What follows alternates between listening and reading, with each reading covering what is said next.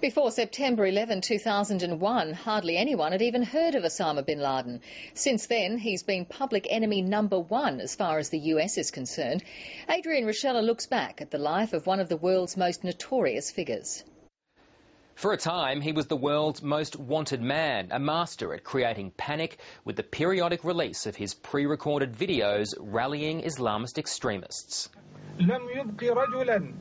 Osama bin Laden became the face of evil as the man behind the devastating September 11 attacks 10 years ago. The second building has just come down. The second, everyone's being asked to get down. 3,000 people died in New York City that day, prompting the US to declare a war on terror. They used to put out there in the Old West a wanted poster. It said, wanted, dead or alive. All I want, America wants him brought to justice. But it wasn't long before American leaders were forced onto the defensive. They knew about the bin Laden threat for some time before he became a household name.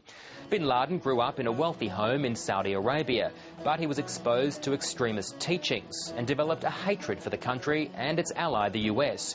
And so in the 1990s, Al-Qaeda was born.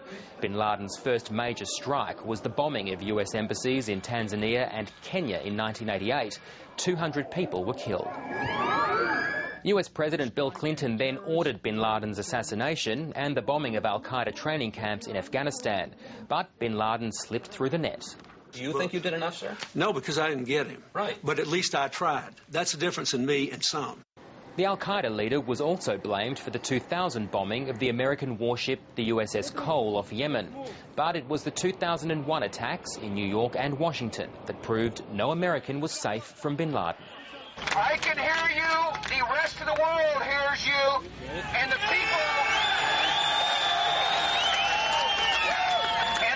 who knock these buildings down will hear all of us soon.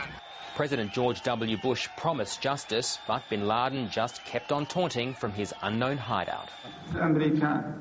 Over the years, the anti-bin Laden rhetoric waned as the war on terror refocused onto other targets. America took out some of Al-Qaeda's leaders, including 9/11 mastermind Khalid Sheikh Mohammed. He's charged with war crimes. And the group's Iraq leader, Abu Musab al-Zarqawi, was killed in 2006. Whether the death of Osama bin Laden now is significant or just symbolic, one thing is certain. The world has never been the same since September 11, and bin Laden's awful legacy will live on in history. Adrian Rochella.